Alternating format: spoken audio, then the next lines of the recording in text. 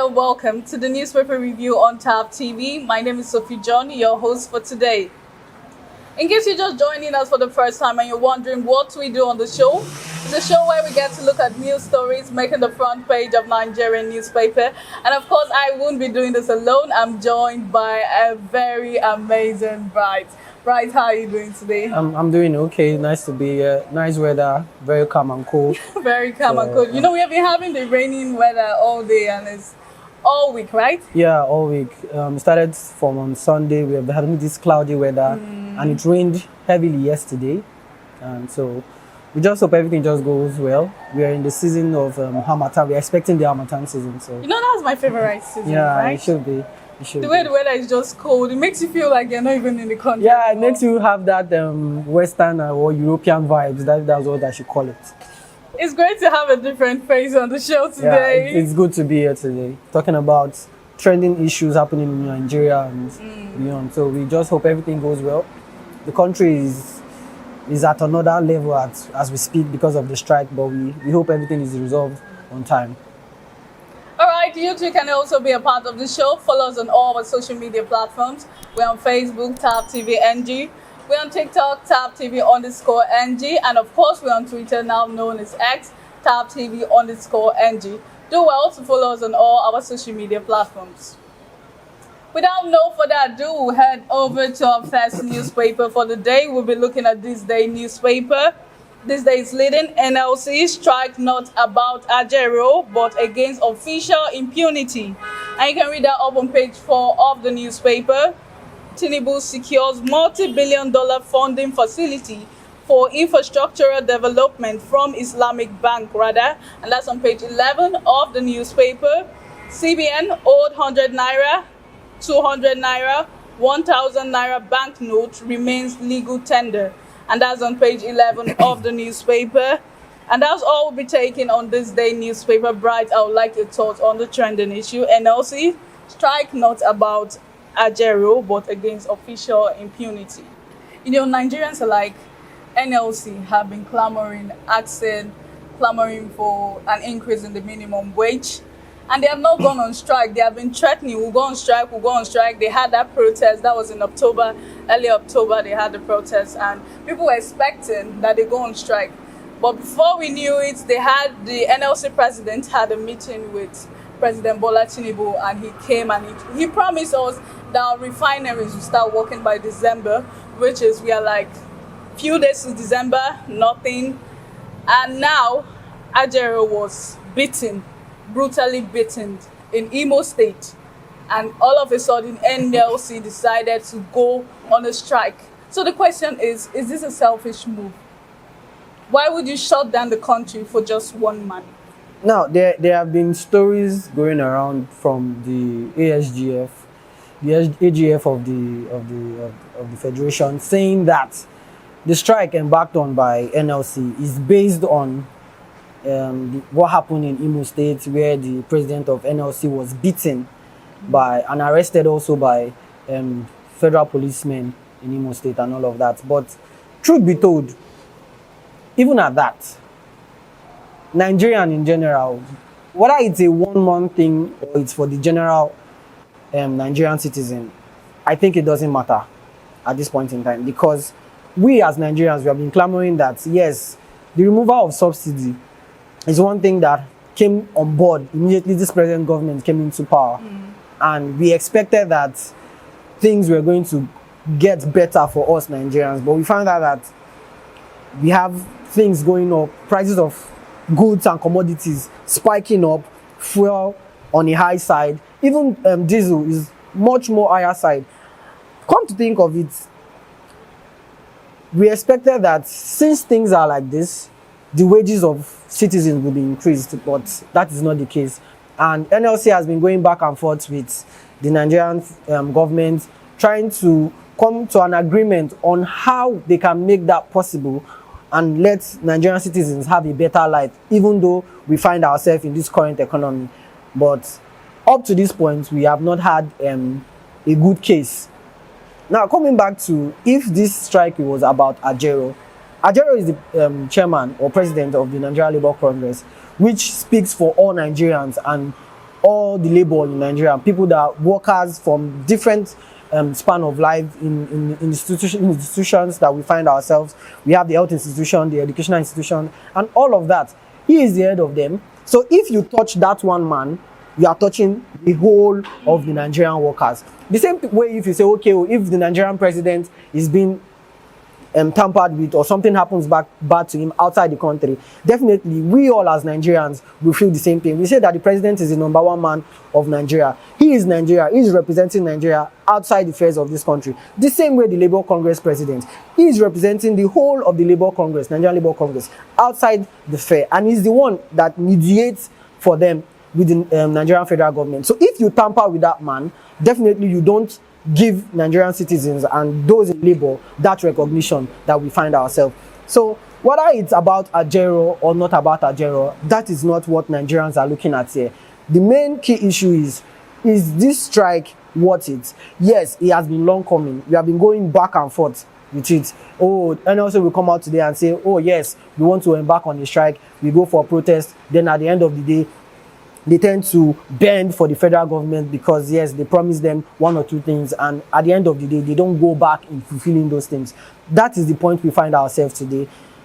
So, for me, yes, the strike is long overdue. It's a good one, and I feel that if we can get better results coming out of this one, Nigerians will be very, very, very happy. Some Nigerians are concerned that our economy at this moment cannot withstand a strike. Yeah, can the economy withstand the strike? Definitely not. But is it necessary? Yes.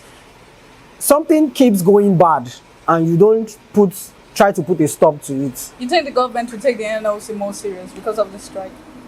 If it affects productivity and the economy goes worse, definitely the government will be held accountable at this point in time. So yes, I feel yes.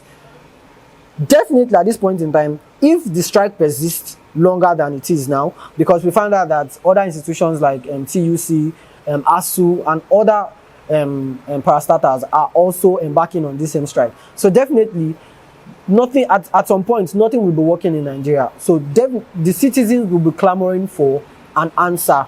What would the federal government say at this point in time? What would they do to meet the demands of the NLC? So yes, they should. My advice to the federal government is that they should seek and listen to what NLC is clamoring for at this point in time. This is the best time because we are heading into the festive season.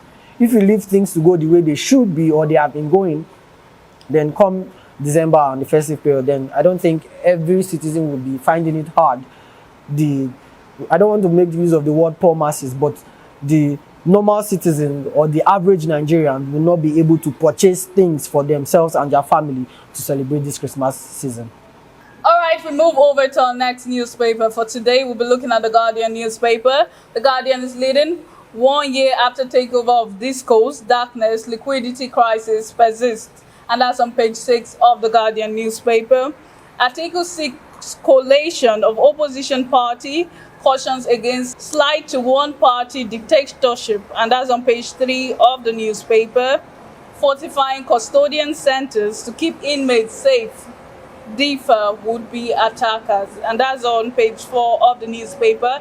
Zelensky accuses Russia of benefiting from Israel-Hamas war, and you can read that up on page 3 of the Guardian newspaper. And that's all we'll be taking on the newspaper. Bright, I would like your thoughts on the story on page 3. That's coming from the PDP presidential candidate in the 2023 election, Atiku Abubakar.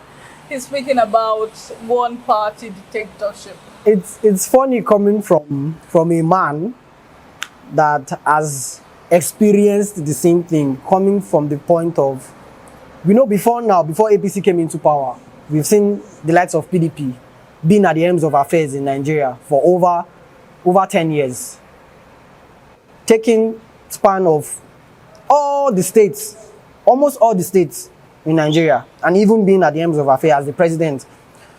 And it's funny that someone that has enjoyed the same thing is coming out to say the other parties should come together with the PDP so that they should form a coalition party so that they can fight against a one-party system. Truth be told, we know that before APC came into power, there was a coalition government of parties coming from the ACN and other parties in Nigeria, which merged and formed the APC, because they saw PDP as a stronghold to reckon with in Nigeria.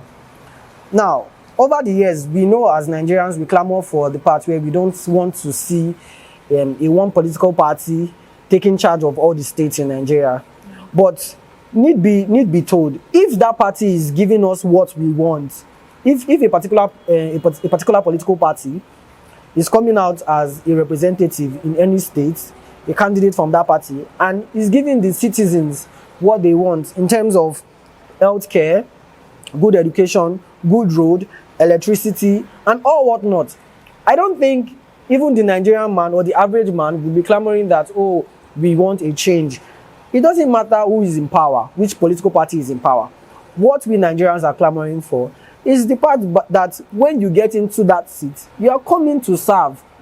That is the mandate that is given to you. You are coming to serve. You are coming to give Nigerians that voted you into that position that, yes, since you guys voted me into this position, I am coming to serve you. What do you want? What do you see that has been lacking behind in the country? And you're giving them that thing, even more exposure to life outside Nigeria.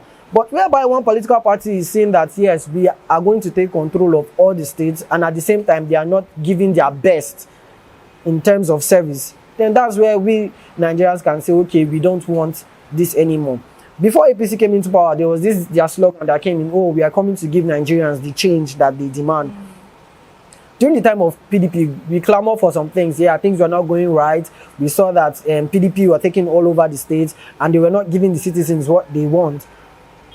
And APC came and they were like, yes, we want to be that change that Nigerians seek. Because prior to that time, Nigerians were clamoring. They had that their broom. I can never forget that their broom logo to sweep away the bad government. Yeah, the bad government. But today, let's leave the bad government talk, because we know that for every government that comes into power, they keep complaining that the previous government has kept something that they cannot even control for them. So it's more like a bad debt coming in, a bad terms of insecurity coming in, and all whatnot. But beyond that, coalition of governments, is it necessary at this point in time? I don't think so. What we need is somebody to come out and say, yes, I have what it takes to give Nigeria what it wants. Look at the likes of Peter Obi, a one-man party. He came out, Labour Party, his first time in the party, and he had that much push and gave Nigerians that belief that, yes, he can do it. So coming into the next election, is there a need for it? Maybe, maybe not. But I think if this current party is not doing what they promised Nigerians that they would do, we will definitely see a change. So it's surprising, or would I say it's laughable, that Atiku, who is a member of PDP, that has enjoyed power, seen them control the helms of affairs of Nigeria for over the years, counting to this point in time where APC took over from 2015, and we don't see the change that PDP gave to us, or APC are clamoring that, yes, they are going to give to us up to this time.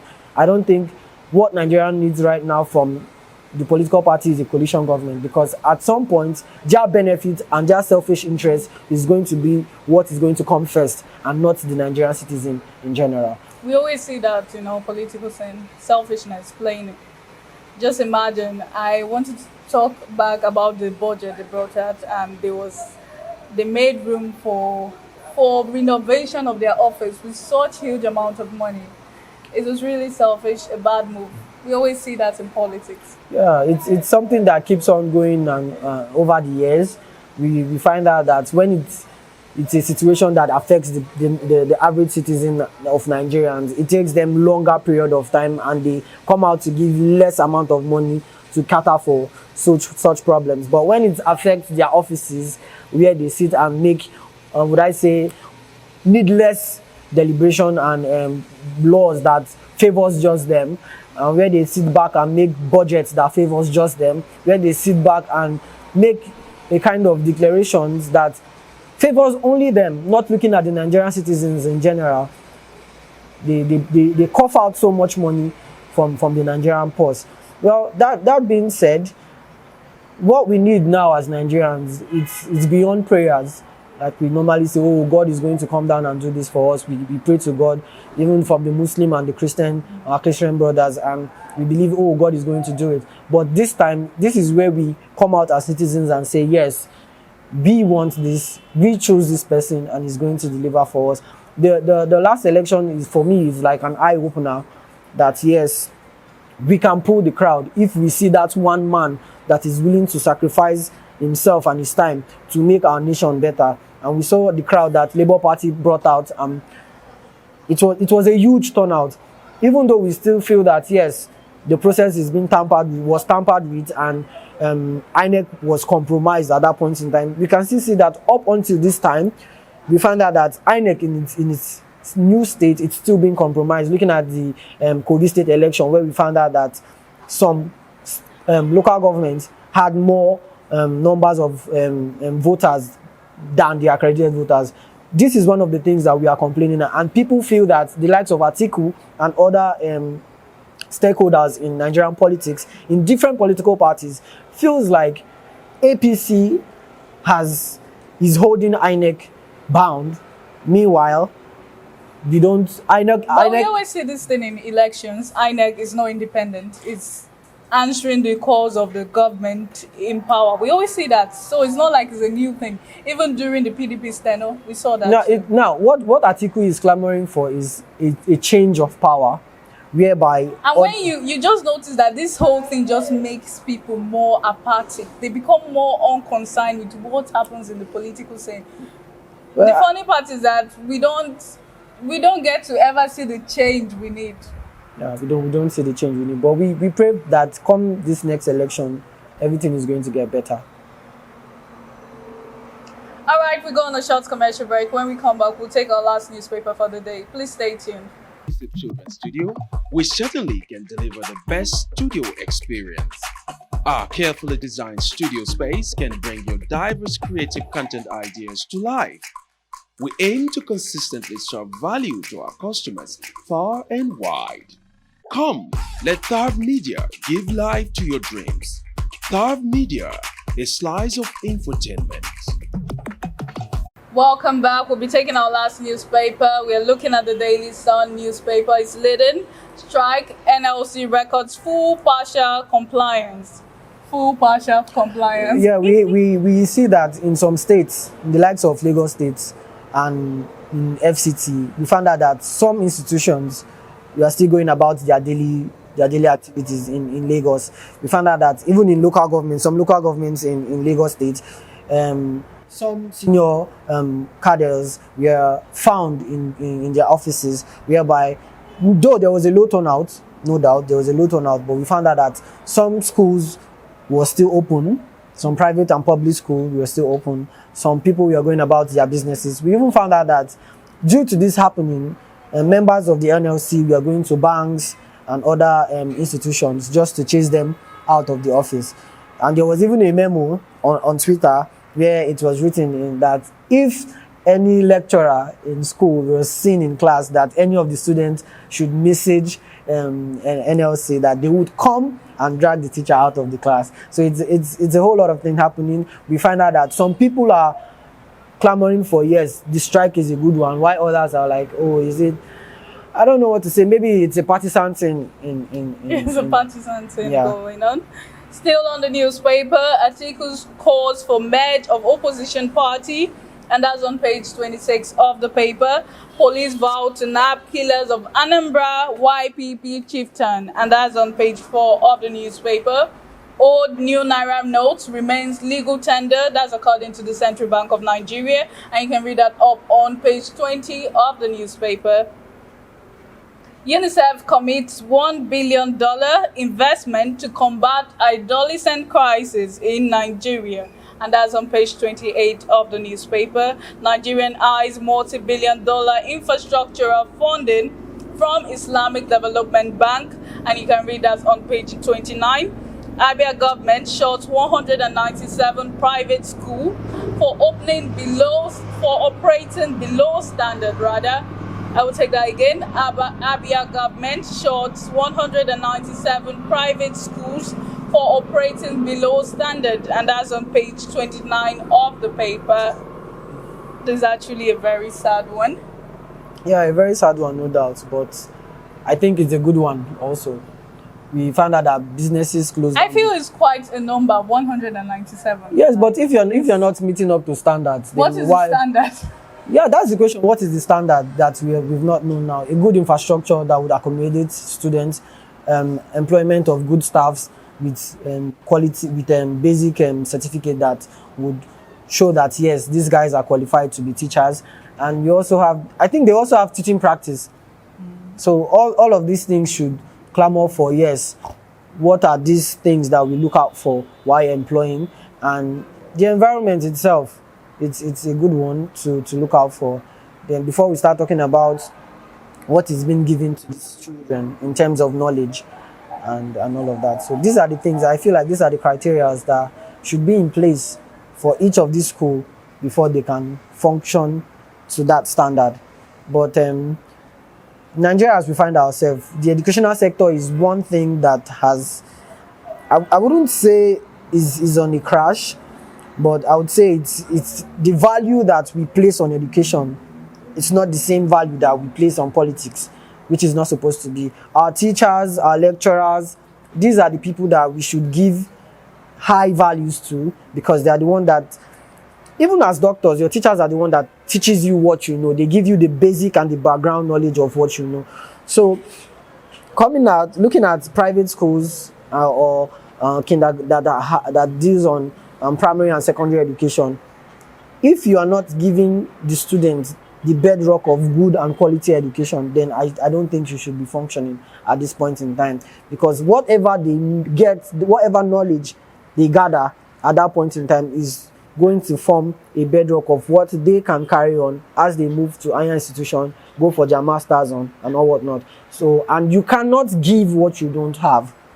You cannot give what you don't have. For me, it's a good one from the Abia State government, looking at the country that we find ourselves today, giving key look into the educational system of the state. And so I feel for me, it's a good one. Well, I would like to talk a bit about private schools, because if you notice, private secondary schools, most of them just open anyhow. Like, you don't have standard laboratory for your science students, you don't have standard practicals, you don't have standard teachers, you don't have well-equipped facilities. You just open your schools. I've seen a school in a house, like they just started a school in one room. I've seen situations like that. Coming to Nigeria, I've seen situations. I've gone to a school where they use this board to demarcate classes, and you are in a class, you are hearing the other class teaching. Very distracting. Yeah, for Nigerians, we will say it's startup.